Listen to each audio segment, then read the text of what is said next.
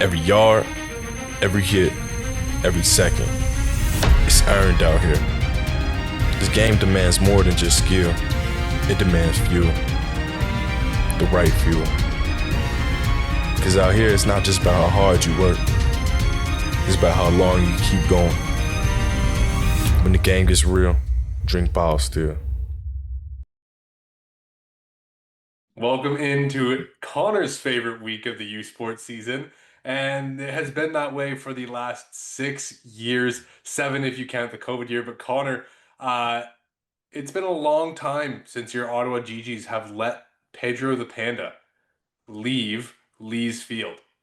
It's since game time. uh since 2018, if Wikipedia serves me correct here.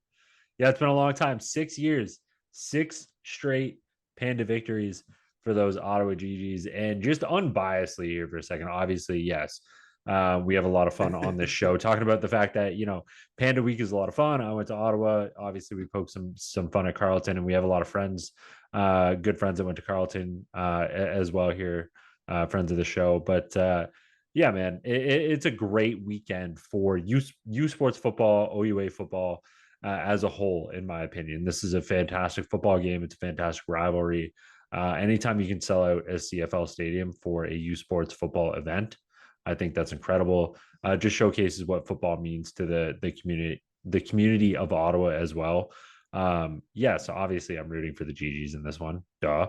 But yeah, it's a fantastic game. I'm really excited for it because it is such a community event. Okay, sappy stuff over. Let's go Garnet and Gray. Let's talk about this football matchup. Well, I think the real spot to start with the matchup, Connor, is the man that has played the best defensive football, I think, in the province of Ontario this year, and that's Jackson Brashear. He has been all over the field, turnover machine, tackle machine, touchdown maker. I think he's just played a next level of football. And if Carleton wants to have any success offensively, it has to be away from Jackson Brashear, and you have to always mark where he is when he's dropping out into the pass game, and definitely have your O line, maybe an extra back key on him in pass pro, because if he starts blitzing and getting downhill, this team opens up when he's playing. They play more free, more loose, more aggressive. And I really think that he is the key. If he can, make an impact play early in this game, this GG's defense is just going to start rocking. Oh man, they certainly are, and this is Gigi's defense that allows the third fewest passing yards per game. They are tied for fourth in the province with 6 interceptions on the season. They're a lot of fun to watch. They're an aggressive unit. I think that front seven for the Ottawa GGs really gets after the ball. But Wade, this is the Panda game. All bets are off.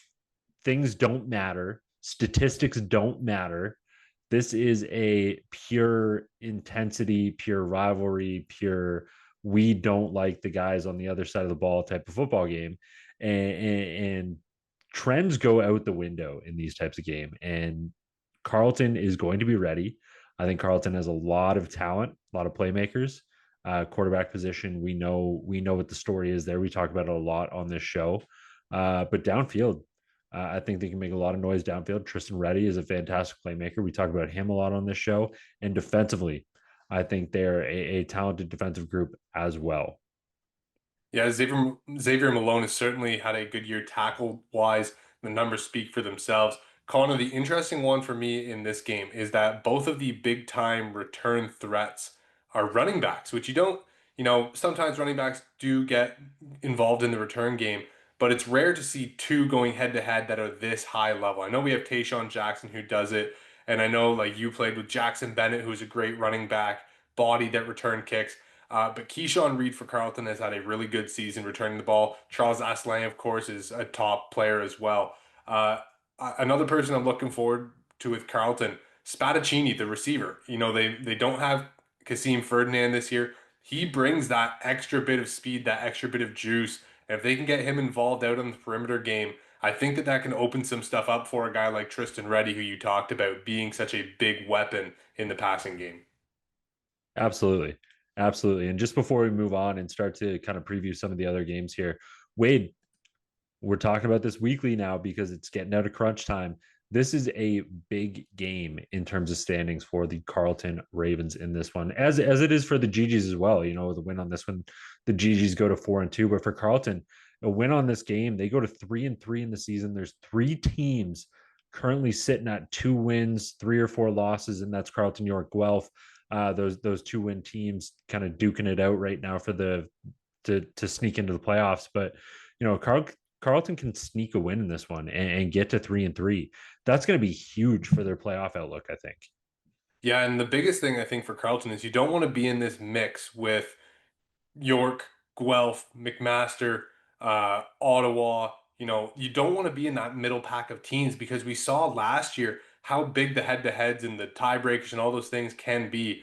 And if you're looking at the teams that they might be tied with, you know, if they drop this one to Ottawa, okay, well, Ottawa's going to get a leg up on them. They beat York, but they lost to Guelph, McMaster. You know, they've got a bunch of games that are really going to matter that you don't want to be in tiebreakers with. You want to be on your own, controlling your own destiny and not relying on, you know, points for, points against in week 9 of the OUA season. Let's move on here. We're talking about wins that are going to be important wins and games that are going to kind of make or break seasons here. And let's go to the Queens Guelph game.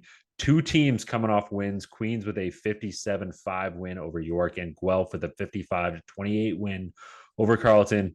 Queens putting up 700 some odd yards of offense in that one. Guelph putting up over 600.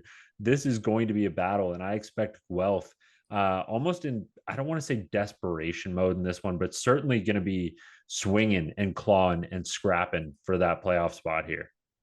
You know, I think this one's going to come down to strength against strength, Connor. I mean, Jared Cesari has quietly put up monstrous numbers, but Alex Freakin is the nation's leader in passing yards. I mean, this Queens offense has done what they've wanted to for the vast majority of this year, even in their 2 losses to Laurier and Western. You know, we saw that Western game was up in the 40s. I think this Queens offense is what's really driving the force right now. Playing against Guelph, we've seen Guelph run the ball with some success and then want to throw the ball.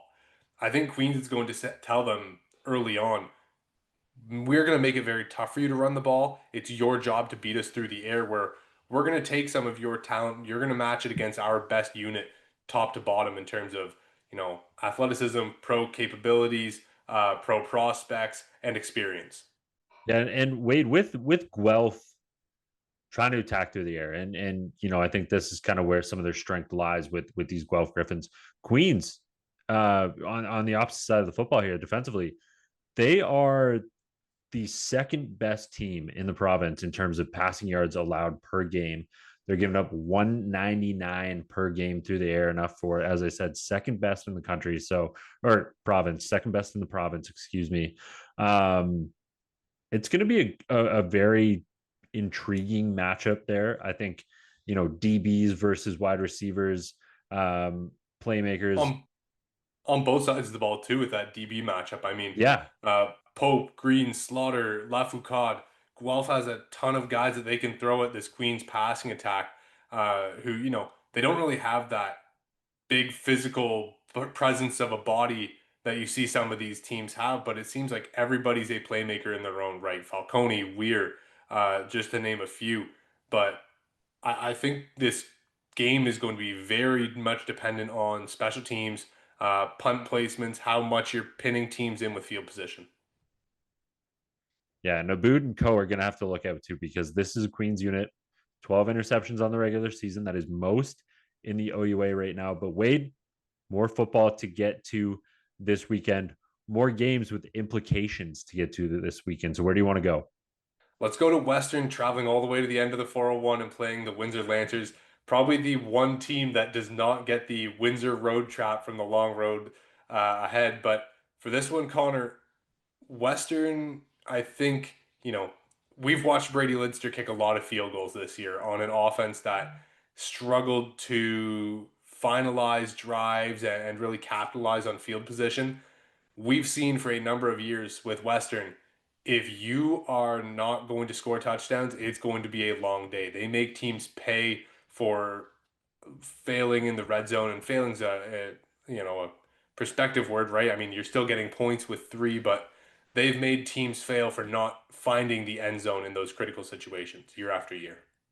Yeah, and I think when we talk about Windsor and as much as we'd love to spotlight what Brady Lidster has done and what he has meant to this Windsor Lancers offense, I think you make an important point there. Like, this is a Western Mustangs team that you are going to have to, and as we talked about in the recap, this is a Western Mustangs team that you are going to have to rely on sevens instead of threes for, right? And Windsor has relied on Lidster when they cannot get those sevens to convert those threes. So when we're looking at this Western Windsor game, as good as Brady Lidster has been, we are going to need full scores in this game. We're going to need touchdowns. We're going to need end zone production in this game out of your offense. So this is a Western team that, they can run the ball. They can hurt you through the air. Evan Hillock is not going anywhere, as well as, Kelly, Dolby, Rancourt, if you want to throw his name in there for the run game this year with the Western Mustangs. I think that's the big one this week. I think Jerome It's Rancourt gets going in some kind of heavy package, and they just like, okay, let's ride it. If he's gonna run the ball, let's do it. And it's gonna be Dolby, Kelly, Rancourt, and then they'll put Hillock back in to throw a 50-yard bomb and just make everyone feel silly for loading up against the run. But to my point that I was trying to make here, like if these are the things that you have to compete with in this game, you're going to need to rely on more than the right leg of Brady Lidster, which has been phenomenal this year. But yeah, you need touchdowns, not field goals, because this is going to be a hefty challenge for the Windsor Lancers this week, I think. Absolutely. Well, another game that we can talk about here is the aerial assault that's going to be going on at Varsity Stadium. Connor, we've got the McMaster Marauders and the Toronto Varsity Blues going head to head. Two teams that, outside of that York game with Jack Nyros, neither of these two teams have really wanted to run the ball. And Thalman, Barnett, a lot of receivers going to be targeted. It's going to be an exciting game because these two teams are productive on offense. But what do you expect with these two defenses going against such heavy passing attacks? I don't know, man. This is a tough one to figure out for me. And like I guess, like, what do I expect from these defenses? I expect them to be challenged downfield a lot. I guess is that a fair? Can I say that this week? Because we know, like you're saying, we know that Toronto and McMaster are going to throw the ball downfield. So I guess with these two defenses is like I'm going to be looking to see how they're going to create pressure. We've seen again, and I hate to sound like a broken record here, but there's been a couple times now this season where teams like Queens and Laurier have shown how to handle Barnett and co downfield. So I'm going to be looking to see if McMaster can learn from that, replicate it a little bit, and kind of take away what Toronto is really good at. What can they learn from some of that film that's out there? But yeah, I'm expecting the ball to go downfield. Toronto likes to throw the ball. McMaster likes to throw the ball. Thalman's getting a little bit more comfortable. Barnett is clearly one of the most comfortable quarterbacks in the OUA at chucking the ball downfield. So, yeah, that's what I'm looking at defensively, I guess. If I want to give you like a very soft cop out answer this week. All right, our final game of the week, York traveling to Waterloo. A few years ago, this was actually a really interesting game. It was back and forth. York, obviously a much different program now under Coach Janke. Waterloo with Coach Bertoya, the Emmett Ward experience is now starting as the freshman, started last week against Windsor. I'm excited to see kind of the rookie versus the vet, the Hall versus Ward storyline play out throughout this game. But Connor, overall, I think York needs to get right here. They need to get back to what they do, and maybe these high-end pressured systems and schemes will get the young quarterback of the Warriors kind of off his mark. Yeah, this is an interesting game to me, Wade, because this is York's licking their wounds a little bit after that loss to Queens, and I certainly think Waterloo's doing the same after the 35 rip win or 35 rip loss to Windsor there last week. But again, important game if you're the York Lions in terms of playoff seeding. You go in, you win this game. That's your third win on the season here. You're 3-3. You're sitting pretty, you're sitting good, but this is not, and for what we've seen results wise statistically out of Waterloo this season, this is a better Waterloo team than I think that we've seen on the box scores or on paper, whatever you want to say. Like they're a gritty team, they're a scrappy team. They're not going to go down without a fight. So York can't just walk into this game and be like, okay, we've got our third win here, because Waterloo has pieces. They're They going to do, play and they're football, and they're going to put the ball downfield. yeah, and their defense has really shown up too. I mean, we talked about Brady Litzer kicking 7 field goals, but he was forced into those 7 field goals. He wasn't, you know, walking into 2 yard field goals. Some of them had some distance to them. So overall, expect this week to have a lot of action. Of course, we got a 4 game slate at 1 o'clock on Saturday. The Panda Game Sunday, of course. Be sure to check all these games out though on OUA.tv. If you want to get ready, get into the playoff mode, get into regular season mode, no better time than to sign up and get started on it now. A lot of these games and a lot of these scenarios are going to be coming down to the wire as they do every year in an 11-team conference that only plays 8 games. So make sure to check out OUA.tv and stay tuned for all of the action. We will see you on the other side of this one. Connor's hoping to be wearing some garnet and gray in celebration. We'll see how he does with it. That's all for now. Enjoy the weekend and take care.